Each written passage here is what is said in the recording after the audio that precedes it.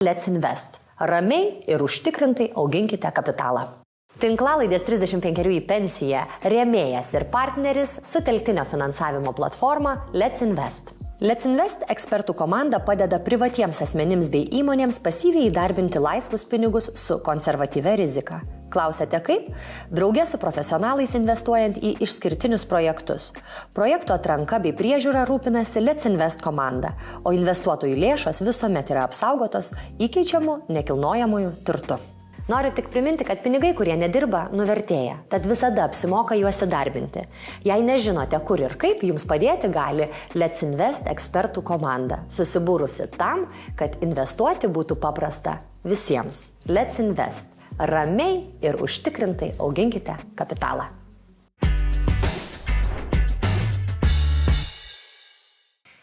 Sveiki, čia Indrė Kavaliauskaitė ir mano tinklalaidė 35 į pensiją. Čia kalbam su verslininkais apie verslus ir tai, kas aktualu verslininkams. Šiandien mano svečias, konkurencijos tarybos pirmininkė Jolanta Ivanauskienė. Labą dieną. Labą dieną. Ir manau, kad nuo to ir pradėsim, nes verslams labai svarbu, vartotojams, pirkėjams aktualu ir tikiu, kad mūsų šiandien pokalbis bus labai daug dūmų išsklaidantis, ar ne? Ir plačiai paaiškinantis visą veiklą, nes konkurencijos taryba tokį, ją pačią dažnai girdim linksniuojamą spaudoj, dažnai apie ją kalba, bet turiu nuojautą, kad ne kiekvienas lietuvis tiksliai žino, kuo užsiima, ką daro ir kodėl tai yra svarbu. Tai gal galiu ir pradėti tokios įžangos jūsų paprašyti, ką daro konkurencijos taryba? Tai jeigu įmonių tą konkurencinę kovą įsivaizduotume kaip sporto varžybas, tebūnie, nežinau, futbolo ar krepšinio, tai konkurencijos taryba būtų ta, kuri atlieka teisėjo vaidmenį. Iš esmės galima būtų taip sakyti, nes mūsų tikslas yra užtikrinti, kad tas žaidimas vyktų sąžiningai, kad visi laikytųsi žaidimo taisyklių, kad galų gale tos taisyklės būtų aiškios, kad jos nebūtų pažeidžiamos. Tai mūsų ta pagrindinė darbo dalis ir yra apie tai, kad verslai žinotų, kokiosgi taisyklės jų konkurenciniai kovoje yra ir kas yra leidžiama ir kas yra draudžiama. Ir viena iš tų tokių didesnių darbo dalių tai yra būtent kartelinių susitarimų prevencija ir ištyrimas. Tai vėlgi, jeigu taip paprastai pabandant pasižiūrėti, kas tai yra tokie pažeidimai, dėl kurių iš esmės mes pirmiausia nukenčiam kaip vartotojai. Nes kaip ir varžybose mes turbūt norim visi, kad tas žaidimas vyktų sąžiningai, ar ne, kad nebūtų sutartas iš anksto rezultatas. Tai čia irgi labai panašiai. Mes visi norim, kad įmonės tarpusavį varžytųsi ir siūlytų mums kuo geresnės prekes, kuo daugiau inovacijų, kuo geresnės prekių paslaugų kainas. Ir tas vyksta tuomet, kai nėra tariamasi. Kai įmonės užuot konkuravę nepriima kito sprendimo susitarti, pavyzdžiui, nekonkuruoti, susitarti dėl kainų ir pasipelnyti iš esmės jau tada vartotojų sąskaitą. Tai konkurencijos tarybos darbas ir yra užtikrinti, kad tokių susitarimų nebūtų. Kaip atpažįsta tuos kartelinius susitarimus, kurie yra pirmieji tie red flagai, jeigu taip galiu? Tiesą pasakius, problema turbūt ir sunkumas su tokiais pažeidimas yra tai, kad jie yra neretai slapti. Ir iš tikrųjų įmonės su kai kuriais atvejais dažniausiai žinodamos, kad pažeidžia taisyklės, tokius pažeidimus slepia. Ir tai apsunkina šiek tiek tą nustatymą ar ne ir išsiaiškinimą, bet kai kuriais atvejais tos pirminius požymius galima nesunkiai atpažinti net ir atidžiam tokiam pirkėjui, galima sakyti. Galėtumėte įvardinti? Tai pavyzdys galėtų būti, kai, sakykime, per tokį gana trumpą laiką įmonės, nesant kažkokių aiškių priežasčių, sukelia, sakykime, prekės paslaugos kainos, nors turime daug rinkos dalyvių, ar ne? Ir nėra kažkokio paaiškinimo aiškaus, kas čia taip rinkoje atsitiko ir kodėl tos kainos pakilo. Tai ir praktikoje tokių pavyzdžių esame turėję. Kitas pavyzdys galėtų būti net ir, pavyzdžiui, socialiniuose tinkluose, ar ne, kažkokiuose grupėse vyksta diskusija, kurioje paaiškėja, ir čia ir pačių įmonių gali būti pasisakymai, kad kažkokiam prekiam niekada nebuvo nuolaidų ir nebus, ar ne, netaikymas nuolaidų. Tai čia jau galėtų užsidegti tokia, raudona lemputė, kad čia kažkas galėtų būti ne taip. Ir tokių čia praktikoje tikrai mūsų yra buvę tokių atvejų, kaip gavę tokių signalų panašių, mes vėliau pasižiūrėjome, pasiaiškinome ir iš tiesų tai nebuvo įmonių savarankiški sprendimai, ten pakelti kainas ar netaikyti nuolaidų, o jie tai darė susitarę. Tai tie signalai pirminiai, kuriuos mums indikavo, leido mums vėliau nustatyti, kad buvo pažeidimas. Bet ar panaši kaina visada yra jau toks ženklas? Nebūtinai. Čia visiškai jūs teisi tokį klausimą užduodama, nes vėlgi kainos gali keistis dėl pačių įvairiausių priežasčių ir gali keistis dėl to, kad pabrango žaliavos, dėl to, kad trukinėja kažkaip tiekinimo grandinė, galų gale dėl to, kad išaugo paklausa, daugiau nori pirkti žmonės, ar ne, tokių prekių ar paslaugų. Ir tai visiškai normalu, galų gale, normalu, kad verslas visą laiką stebi ir ką konkurentai siūlo, tai jeigu nusprendžiu reaguoti į kažkokius konkurento veiksmus ir pasirinkti vienokią ar kitokią savo prekių kainą, tai yra visiškai normalu ir to nedraudžia ir konkurencijos taisyklės, bet kas yra draudžiama, tai susitarti, kokios, sakykime, kainos turėtų būti, ar kur aš veiksiu ir kur neveiksiu, ar ne, su konkurentu negalima tartis. Tai vėlgi, čia šituo atveju gal tie, kas bandytų atpažinti, tai svarbu turbūt yra paprasčiausiai kilus įtarimų kažkokių, kad kažkas galėtų būti neaišku ir ne taip, tai galima tais išvalgom tiesiog pasidalinti su konkurencijos tarybos ekspertais, tai jau mūsų darbas yra tada atrinkti, kur tos situacijos yra galbūt iš tikrųjų keliančios daugiau įtarimų ir reikalaujančios didesnės analizės, o kur galbūt tai yra visiškai normalus dalykas. Gal galit pasidalinti, nežinau iš tikrųjų, ar galit, bet žmonėms patinka istorijos ir kokius įsimintinus atvejus, kurie jums taip įstrigo dėl kokių nors priežasčių, konkretus. Tai tas pavyzdys, sakykime, ką minėjau apie tai, kai vartotojai pranešė apie staiga kylančias kainas, ar ne? Tai čia buvo su vairavimo mokyklomis. Kai Vilniuje ir dar keliuose miestuose staiga ten per labai trumpą laiką, turbūt per mėnesį kokį, kainos nuo maždaug sviravusios ten apie 300 eurų, gal ir mažiau buvo galima rasti, staiga pakilo iki 500 eurų ir žmonės apie tai pranešė, indikavo, kad kas čia darosi ar ne toje rinkoje ir vėliau mes pasiaiškinę, atlikę išsamų tyrimą, čia jau iš tikrųjų ta kita dalis, iš tokių signalų trumpų tikrai niekas galutinių išvadų nedaro, bet kas paaiškėjo, kad iš tikrųjų tai asociacijoje vyko susitikimai, tos kainos buvo aptaramos ir ne veltui tas pakilimas įvyko. Ir kas turbūt dar svarbiau, kad nes ties pažeidimai, savaime jų nustatymas turbūt nebūtų vertingas, bet po mūsų įsikišimo iš tikrųjų tos kainos sumažėjo vėliau.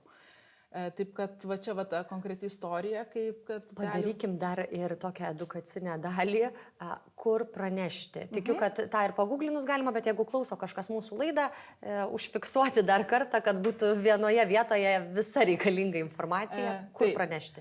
Tai pranešti galima keliais būdais. Tai patogiausia, aišku, atsidaryti mūsų interneto svetainę www.kt.gov.lt ir ten galima pasirinkti arba telefono numeriu, jeigu kam patogu būtų skambinti ir žodžiu pasidalinti informaciją. Taip pat turime elektroninio pašto dėžutę skirtą būtent pažeidimų kažkokiems informacijai pasidalinti, pranešk mums kt.gov.lt. Taip. Ir lygiai taip pat kai kuriais atvejais iš tiesų tai yra labai aktualu, ypač matytais atvejais, jeigu įmonių darbuotojai savo darbo aplinkoje pastebėtų, tai anonimiškumas, tai mes turime ir šifruotą tokią pranešimų sistemą, kur galima pranešti neatskleidžiant savo tapatybės, neatskleidžiant kas tą pranešimą teikia, tai irgi mūsų svetainėje visiškai nesunkiai galima rasti tą nuorodą, kur galima anonimiškai pateikti tą pranešimą ir per specialią šifruotą sistemą. Taip kad kanalus galima pasirinkti, kam kokie yra patogūs. Prieš priimdama sprendimą investuoti per Let's Invest platformą, man buvo svarbus keli aspektai. Pirmas, kad mano rizika būtų kuo mažesnė. Let's Invest siūlo labai konservatyvę riziką, užtikrintą įkeistų nekilnojamojo turtu. Kad turėčiau su kuo pasitarti, čia jums padės profesionalai. Ir kad viskas būtų paprasta. Jūs padarote bankinį pavedimą iš savo sąskaitos, įgyvendinus projektą, jūsų investuoti pinigai ir palūkanos sugrįš atgal į tą pačią sąskaitą. Tai į mano klausimus visus buvo atsakyta, pasižiūrėsim, kaip man pavyks su pirmąja 10 000 investicija. Toliau investuosim daugiau.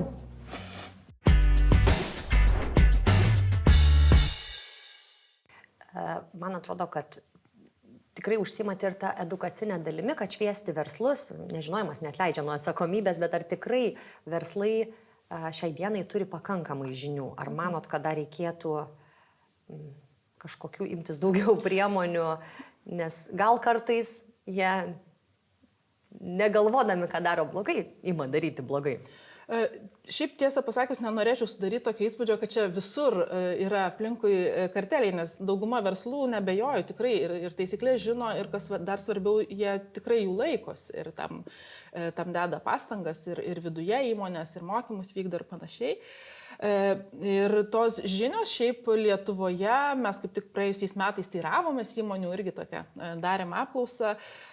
Sakyčiau, kad yra pakankamai geros, nes tuos pagrindinius tokius ribojimus, kaip kad tą draudimą tartis dėl kainų, ar pasidalinti rinkomis, ar tam derinti pasiūlymus viešuosiuose pirkimuose, tai tokius tuos pažeidimus žino pakankamai neblogai verslas ir ten, jeigu gerai pamenu, tai buvo apie 70 beveik ir iki 80% nurodė, kad žino, kad tokių veiksmų rinkoje daryti negalima. Bet be abejo, visada gali būti geriau, tai čia mes irgi tos srities tikrai neapleidžiam ir informuojam verslą ir rengdami ir tokią patrauklę, paprasčiau suprantamą informaciją, ne vien tik tai įstatymą, kad skaityti reikėtų, bet ir gaires įvairiausias paruošiame verslams, tai tą dalį tikrai savo veiklos irgi neapleidžiam.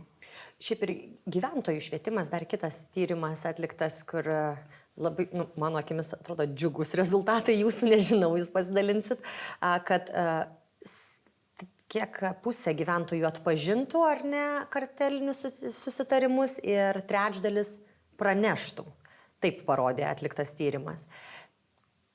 Apie visuomenę, tai sako, gal visai gerus dalykus, ar norėtume daugiau? Tiesą pasakius, tai mane irgi tas gal maloniai nustebino rezultatas ir gal netgi taip drįsčiau sakyti, kad gal net ir yra tam tikra paklaida, gal šiokia tokia, ar ne, kiek iš tiesų žmonės turi tų žinių, bet kuriuo atveju tikrai, geras, sakyčiau, rezultatas dėl pačių žinių. Vėlgi, tai nereiškia, kad tos informacijos nereikia pateikti daugiau ir galbūt išgryninti padėti, nes kartais, man atrodo, karteliu mes galime pavadinti labai plačią savoką, nebūtinai susėdami tai jau su konkurencijos teisės reikalavimais, bet ta dalis dėl to, kiek žmonių ryžtųsi pranešti, tai, dar norėtųsi šiek tiek to tobulėjimo ir geresnio rezultato. Ir gal keli dalykai dar iš tos apklausos, kas man užkliuvo, tai žmonės įvardyja ir tam tikras galbūt rizikas, kas jiems atrodo,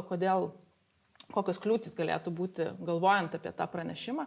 Tai vienas dalykas yra toks labai žmogiškas, labai paprastas, kad žmonėms gal atrodo, kad gal apsijuoksiu, gal aš neteisingai identifikuosiu ar ne ir kažkaip be reikalo ar ne teiksiu tą pranešimą.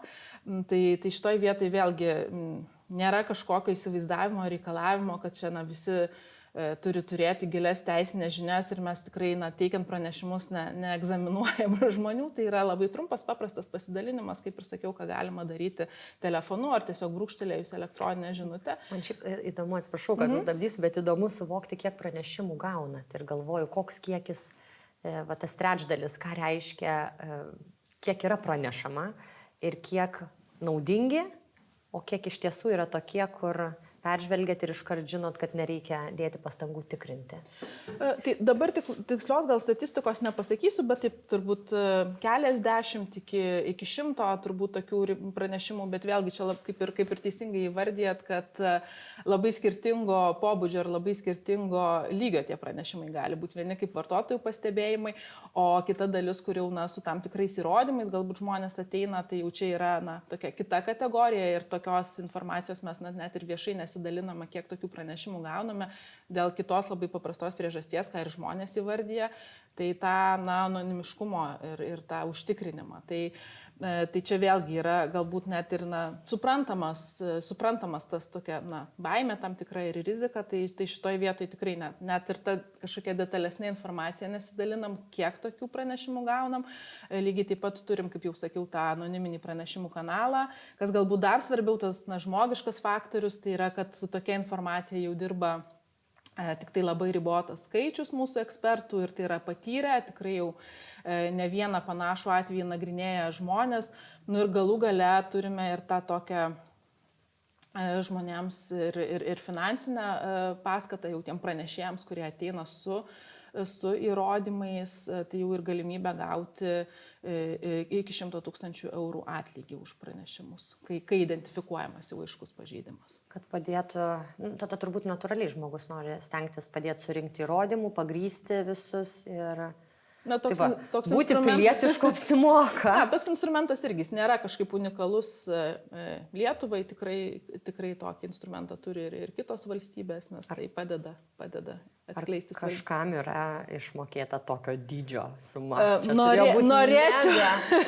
Mega gerai atliktas visas. Norėčiau, kaip čia daugiau tokios, aišku, čia ta žinutė galėtų būti, aišku, labai įdomi, bet vėlgi dėl tos pačios priežasties ta informacija nesidalinama, ar buvo ir kiek buvo, jeigu buvo. Bet galim užfiksuoti, kad būti pilietišku labai apsimoka. Tikrai taip. Ir kad nereikia galvoti, kad aš čia pakenksiu savo verslui ir, jeigu dirbu kažkokioje ar ne, struktūroje ir matau, kad ten vyksta blogi dalykai, tai tas pranešimas nebūtinai turi pakenkti, o šiaip padės visai šalies ekonomikai. Tikrai Gal tik jūs plačiau galėtumėt papasakot, kodėl be tokių susitarimų geriau ne tik vartotojams, visiems tiesiog gyventi yra geriau. Taip, tai tas pirminis taškas, aišku, paprasčiausia suvokti iš to vartotojo pozicijų, nes jeigu man reikia mokėti brangiau, tai tiesiog piniginiai mažiau pinigų lieka. Bet jeigu žiūrėtume plačiau jau ir verslo visos aplinkos prasme, ir ekonomikos prasme, tai irgi yra keli dalykai. Tai pirmiausia, sąžiningiam verslam. Tokie pažeidimai yra kenksmingi. Ir mūsų praktikoje irgi yra buvę atvejų, kai būtent ateina ir verslininkai ar ne, įmonių atstovai ir sako, kad nori kaip ir įtraukti tam tikrą susitarimą, ar ne, kad aš nesiūlyčiau mažesnių prekių kainų, bet tuo pačiu aš negalėsiu auginti savo verslo, nes aš negalėsiu pritraukti vartotojų, ar ne. Tai čia va tie žingsneliai ir rodo, kur toliau nukeliaujam, tai lygiai taip pat dėl to nebeatsiranda galimybių kažkokiom inovacijom, produktyvumui. Norėjau klaust, kad... Taip, tas užsidarimas tam tikras, nebegalvojimas, idėjų nebeįgyvendinimas, ar ne. Čia vienas toks pavyzdys, gal jau ne su mūsų bylom susijęs, bet su vaikais kažkada žiūrėjom filmą Vonka, jam labai patiko apie šokolado kūrėjų pasaulį, tai ten irgi buvo šokolado kartelis, ir ne, tai ten toks gal vaikiškai pateiktas pavyzdys, bet principas tai kaip ir veikia, inovatyvus ar ne, idėjų turintis žmogus, jaunas verslininkas nori kurti savo verslą, savo parduotuvę, pasiūlyti žmonėm kažką naujo, skanaus. Bet ir tam pačiam miestui gal ir mokesčius sumokėtų ir panaudotų patalpas ar ne kažkur centre, bet atsiranda ar ne, sakykime, ten jau aišku, kaip sakant, filmas nueina gal jau labiau į baudžiamosios teisės, jau ten gal pusę, bet pats principas, jis išlieka panašus, kad visgi nenorima naujovių, nenorima įsileisti tų naujų idėjų, tai kas būtų patrauklų žmonėm ir naudinga visiems. Tai čia toks gal ir sakykime, pusiau nerimtas pavyzdys, bet principas taip panašiai veikia iš tikrųjų, nes jeigu yra susitariama, tai kam tada inovuoti, ar ne, kam tada galvoti, kaip pritraukti vartotojus, nes ir taip yra gerai. Nu, tai tada ir ta grandinė visa ir susidėlioja tokia, kad rezultate nukenčiam kaip šalis netgi, konkurencingumas visas, ar ne. Laidą remia sutelktinio investavimo platforma Let's Invest. Ramiai ir užtikrintai auginkite kapitalą.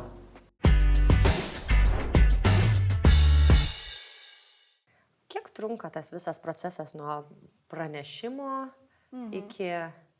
Aš suprantu, kad kiekvienas atvejis yra labai išskirtinis ir turi ypatybių, bet man norisi suvokti, galim gal kažkokį pavyzdį paimti didesnio kažkokio tyrimo ir jo rezultato. Ar tai yra labai ilgas procesas? Ar... Tai yra pakankamai sudėtingas procesas ir be abejo, šiaip noris ir mes tikrai visą laiką ir su kolegomis stengiamės ir galvojam, kaip padaryti, kad greičiau tas rezultatas būtų, bet tie tyrimai užtrunka, sakykime, metai, 2. Tai yra gana normali trukmė ir čia vėlgi nėra Lietuvos konkurencijos taryba kažkokia išskirtinė, tie tyrimai užtrunka visur ir gal irgi galiu šiek tiek tą virtuvę vidinę praskleisti. Tai vienas dalykas, tai be abejo tokie pažeidimai, jeigu jie yra daromi, tai yra pakankamai gresiančios rimtos finansinės sankcijos. Tai reiškia, kad įrodinėjimo tas standartas ir pasakyti, žinot, kaip iš nuojautos, kad čia kažkas negerai, tai neišeina. Ir tą įrodinėjimo procesą tenka praeiti pakankamai rimto, sudaryti įmonėm galimybę pasisakyti ir pakomentuoti ir pateikti savo argumentus, galbūt mes kažką netaip įvertinom ir panašiai. Bet galų gale tai ir pats tas, Ypač dabar tokios yra tendencijos, kad gana sudėtingas pats tyrimo procesas, nes susidurėme ir su tokiais dalykais, kai įmonės, pavyzdžiui, trina informaciją, ar ne? Aš įsivaizduoju, kad... Tai po to tenka ir, nežinau, ir atstatinėti, ir žodžiu, tas procesas dėl to jis yra pakankamai sudėtingas. Dar vienas dalykas, kurį baudžia, jau nebe jūs baudžiat trinti tą informaciją. Ir mes dar už tai galime taikyti ir taikome sankcijas, nes paskutiniu metu esame turėję tokių bylų. Kitas dalykas irgi, kas galbūt čia tokių jau irgi tendencijų, dar vieną galiu paminėti ir dėl ko dar svarbiau, kad žmonės, ypač darbuotojai, praneštų. Tai pavyzdžiui, įmonės net ir tam tikrus mokymus konkurencijos teisės praėjusios nebūtinai tą informaciją. Jūs organizuojate? Nebūtinai. Mes kai kuriais atvejais gali būti, mes turime renginių ir gali ateiti, bet kai kada tai daro ir advokatai, teisininkai, kartais ir vidiniai, išoriniai, žodžiu, čia tikrai yra įmanoma kokiam dideliam verslui užsisakyti tokią edukaciją iš jūsų, ne kad teisininkai perpasakotų, kaip įstatymas veikia, o kad turėtų kažkokią diskusiją individualiai versle tik su jumis. Ar čia jau mes bendro pobūdžio. Deja, mes neturim tokių pajėgumų, net jeigu ir norėtume, nes čia turbūt dar vienas įsivaizdavimas, kaip čia, kokio dydžio institucijai yra ar ne, tai mūsų yra apie 70 ir turime dar ir kitų darbų, tai čia iš tikrųjų jau puiku, tikrai, kad gali tą dalį, puikiai padaryti nebūtinai vien tik tai mūsų ekspertai, bet tikrai gali ir kiti teisininkai tą žinių lygį kelti ir pasidalinti tą informaciją. Mes turime daugiau tokių bendro pobūdžio renginių, kuriuos arba teminių kažkokių, kam aktualu ar ne, tai ten paprastai jie būna atviri ir kam aktualu visi gali sudalyvauti. Gal netolimoje ateityje gal bus kokių renginių, kuriuos galim paanonsuoti? Pakviesti. Ar tiesiog sekti informaciją reikia? Gal dabar čia į kitas temas labai nukrypčiau, nes rugsėjo pabaigoje, bet ten visai iš kito lauko su skaitmeninių rinkų priežiūra, bet kam įdomu tikrai gali pasižiūrėti, nes vėlgi tai yra naujas tam tikras reguliavimas ir nauja mūsų funkcija su skaitmeninėmis platformomis, tai verslai, kurie platina savo prekes ar paslaugas per tas skaitmeninės įvairiausias prekyvietės, tai irgi tiesiog pasakosime ir edukuosime apie tai, kokias jie teisės turi ir kokių reikalavimų turi laikytis tos skaitmeninės platformos. Tai, šiais laikais pakankamai aktualu, tai tikrai irgi, kam įdomu, galima pasižiūrėti. Čia manau, kad labai mažiem verslam, kas nori gauti informacijos ir dar galbūt ne visiškai gali prisisamdyti teisininkų, kurie ateitų ir jiem pravestų edukaciją brangiai, bet turėti edukuoti savo darbuotojus ir kuo daugiau kalbėti, kad būtų galima paguglinus surasti. Aš labai dėkinga už jūsų pokalbį, nes man atrodo, kad jis turi labai gražią išliekamąją vertę. Tai tiesą pasakius, mažesniem verslam gal netgi irgi tokia paprasta žinutė, kad tie elementarieji pažeidimai, kokių reikėtų vengti ir nedaryti, jie tikrai nėra kažkaip sunkiai suprantami. Nesitarti su konkurentu dėl kainų, ar ne? Nesitarti su savo prekių tiekėju dėl kainos, kokią aš galėčiau platinti, ar ne, tas prekes. Tai jie tokie elementarūs ir jeigu čia kyla klausimų, tai mes tikrai labai operatyviai ir greitai galim pakonsultuoti, čia dėl to kažkokių problemų nėra, gali vėlgi pasiskambinti mūsų ekspertam. Ten jau jeigu kažkokios yra sudėtingesni klausimai, tai jie jau paprastai yra aktualūs didesniem verslam, kurie ir galimybės pasikonsultuoti paprastai turi geresnės. Tai, bet jeigu kažkam kažkokių abejonių kyla, tai tikrai irgi yra galimybė kreiptis į mūsų ekspertus. Pasakėt apie tai, kad žmonės įsivaizduoja, kad labai didelė konkurencijos taryba, o čia dirba 70 žmonių, aš irgi tiesą pasakius įsivaizdavau, kad daugiau. Kokių dar mitų esat girdėjusi apie konkurencijos tarybos veiklą ir žmonių neteisingo suvokimo, kuriuos galėtume pakeisti? Tai gal vienas iš tų tokių gal įsivaizdavimų ir mitų ir yra ir tiesiog ir su tais pačiais karteliais susijęs, nes kartais mes tų pasisakymų sulaukiam, kad čia ir taip akivaizdu, kartais net esu girdėjusi, čia ir babutį aišku, kad vieni ar kiti verslininkai susitarė, ar ne, ir kaip institucijos nemato. Tai tas gal dalykas, kad mesgi visgi gyvenam teisiniai valstybei ir jeigu pasidalinti tam tikrais signalais, su mumis tikrai nereikia kažkokių aukštų standartų ir teisinių žinių, bet jau norint išsiaiškinti, kas ten įvyko iš tiesų, tai reikia nemažai padirbėti ir kaip jau sakiau, tai, kad šiaip nedraudžiama yra verslams nei kelti kainų, nei mažinti, nei nustatyti kažkokiame lygyje, jeigu jie tą daro savarankiškai.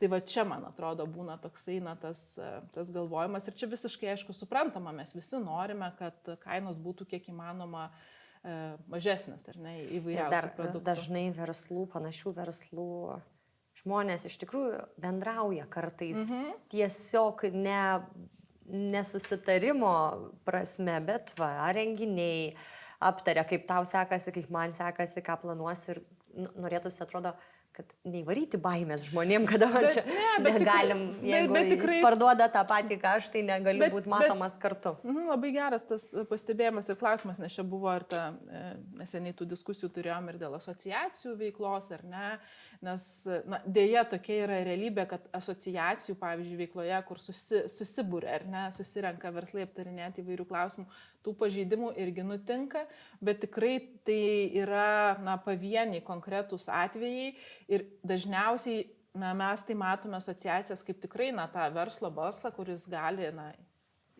kažkokias įvardinti aktualijas ir įvardinti problemas, kartu spręsti. Panašiai, tai tikrai nesinorėtų, kad vėlgi būtų tas įsivaizdavimas, kad jau susitikti iš viso nebegalima, nes jau čia konkurencijos taryba neleis ir uždraus. Tik tiek, kad nereikėtų tada kaip čia, tas toks testas toks gana turbūt paprastas, vėl irgi, kad jau šiaip labai slidi riba, tikrai atrodo, kur jau pradeda eiti kalba apie konkrečius mano verslo sprendimus, apie tai, ką aš planuoju daryti ateityje, su tom pačiom kainom, galbūt su kažkokiais naujais produktais. Tai čia tai, ką paprastai dauguma verslų laiko savo normaliu atveju komercinę paslaptim, ar ne? Tai čia turbūt ta informacija, kurią paprastai būtų geriau pasilaikyti savo.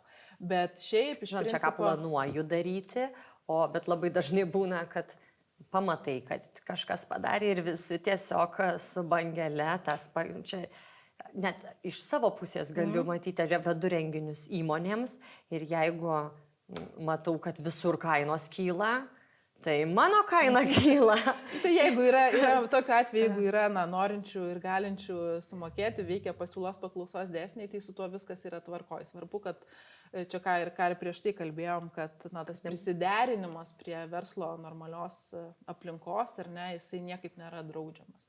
Tai dėl to ir sakau, kad tas, savarankiškas sprendimas, kaip aš elgsiuosi, tai su juo yra viskas tvarkoja, kad ir kaip tai nepatiktų kartais klientam, tada atsiranda erdvės naujom alternatyvam. Galbūt, kažkur padidėjo kainos, galbūt tai bus puikiai iniciatyva naujiems žmonėms pagalvoti, ar ne, galbūt aš galiu vesti renginius, pasiūlyti mažesnę kainą, nes uždarbis tame sektoriuje yra neblogas. Tai tas mechanizmas taip ir veikia, ar ne? Kad svarbu, kad jis... Kad nesusiskambintume, nesakytume, aš neįsiu pigiau ir tu neįpigiau. Būtent. Kad ir neturės ką daryti, nes tik iš to reikia rinktis ir dabar... Tikrai taip. Tai va čia yra ta pagrindinė riba ir bent jau mano supratimu, tai dažniausiai jinai yra pakankamai ir gerai suprantama ir jinai yra intuityviai jaučiama, kur jau čia ta verslo tas žiningoji pusė šiek tiek nunyksta. Ir dar, ką prieš tai minėjau, irgi iš kai kurių tų dabartinių tendencijų, ką matom, kad irgi ir tuos mokymus kažkokius ar ne, kad nebūtų panaudojama kaip priemonė sužinoti, ko negalima daryti, o kaip paslėpti, ar ne? Nes ir tokių atvejų pasitaiko, nežinau, įmonės puikiai suprasdamos, kad negalima tartis dėl kainų. Diskusija vyksta, kaip apeiti įstatymą. Taip, ir tam tada, nežinau, naudokim kodinius pavadinimus, ar ne, susirašinėdami. Tai va šita vieta turbūt yra, bet sąžiningam verslui, tiem, kurie sąmoningai tokių pažeidimų nedaro, paprastai tos rizikos nėra sudėtingai suprantamos. Iššaukim iš to laikotarpio, kur būdavo, kad kaip apeiti įstatymą, kad padaryti, mes galim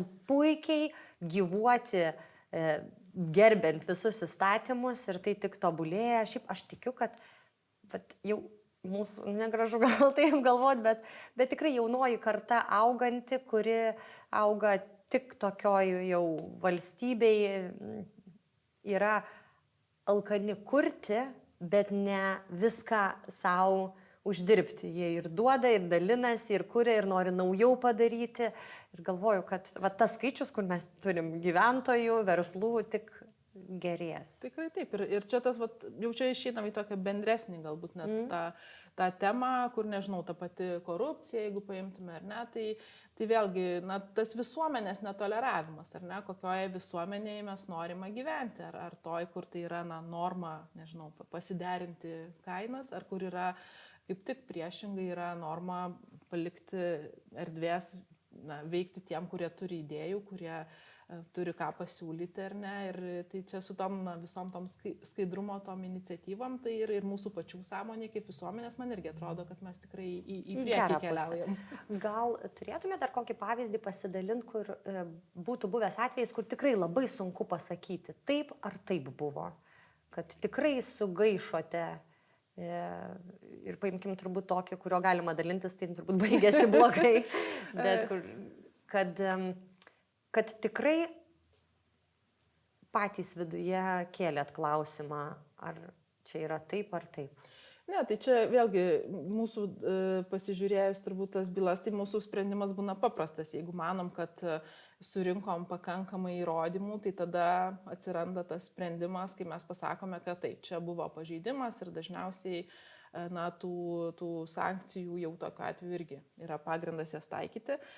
Ten, kur jau sakom, kad gal pradėt tyrimą buvo pagrindas ar ne, bet kažkas įtartino pradžioje buvo, vėliau paaiškėjo. Kartais iš tikrųjų būna ir tuo atveju, kai tyrimo metu mes gauname paaiškinimus ir ta situacija gali būti paaiškinta. Tai dabar gal tikslaus tokio pavyzdžiui neprisiminsiu, bet ir nežinau, ir tuose pačiuosiuose viešuosiuose pirkimuose yra, pavyzdžiui, atveju, kai kyla įtarimas, kad galbūt įmonės derino savo pasiūlymus, vėliau pasiaiškinus paaiškėja, kad ten buvo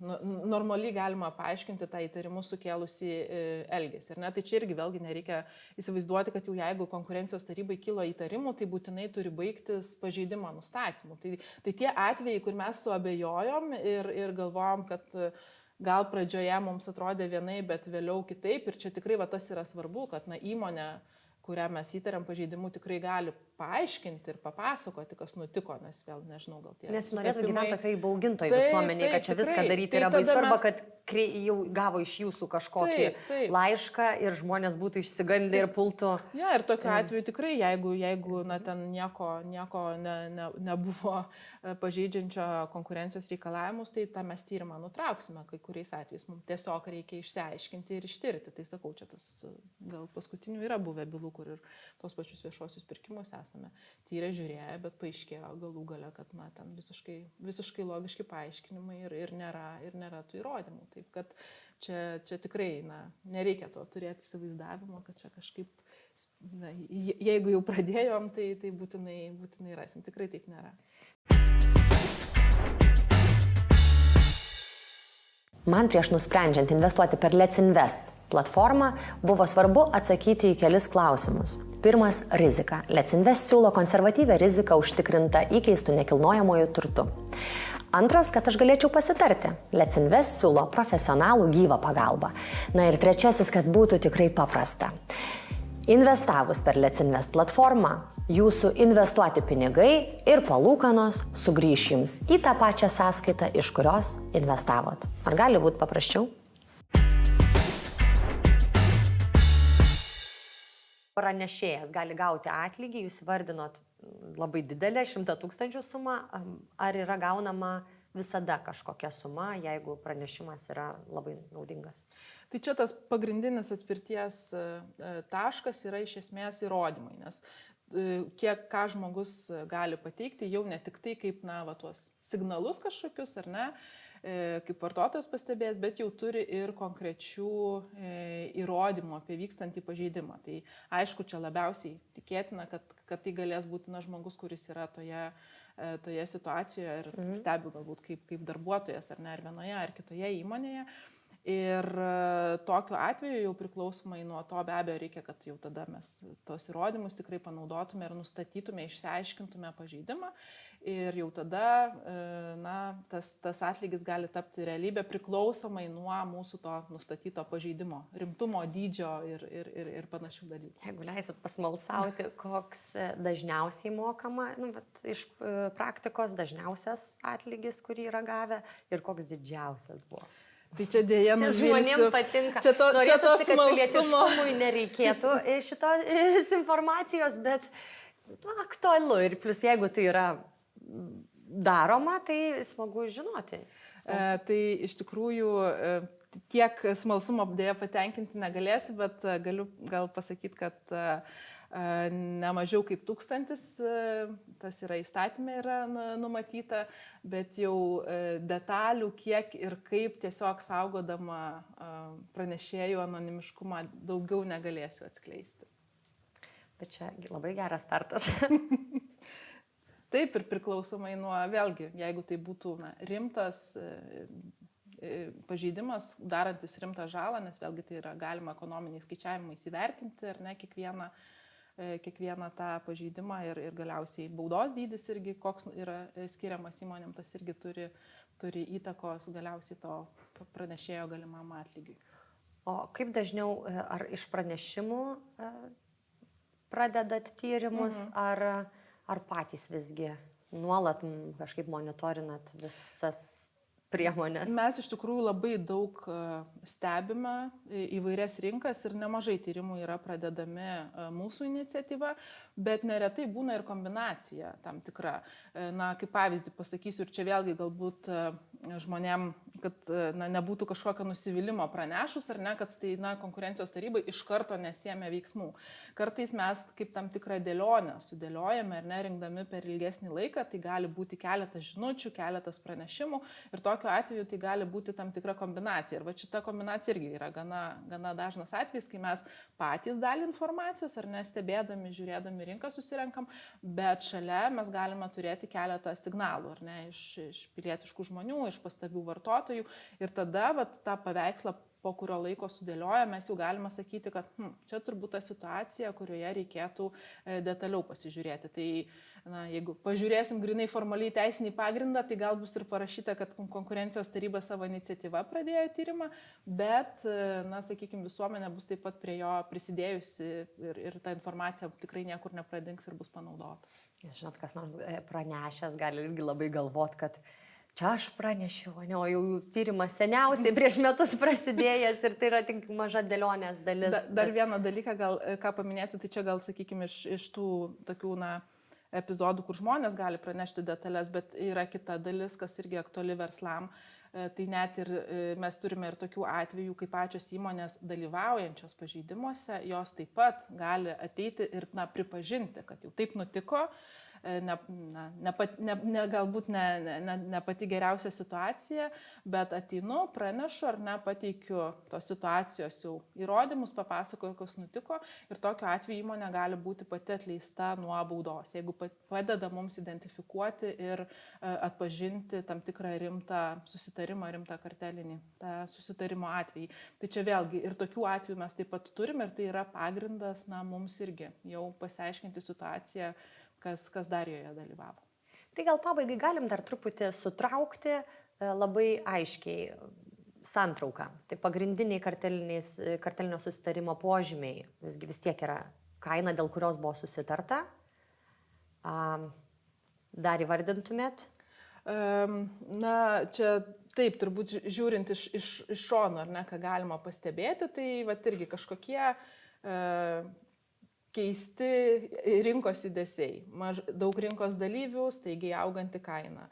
Niekad netaikomos nuolaidos ir, sakau, net iš socialinių tinklų kažkokių ar net tai ateinantys signalai. Įmonių, jau dalinimaisi ateities planais, kažkokia komerciškai jautria informacija, tai lygiai taip pat su konkurentais, tai jau irgi galėtų būti tas signalas, kad kažkas galbūt čia jau kelia abejonių ir yra ne taip.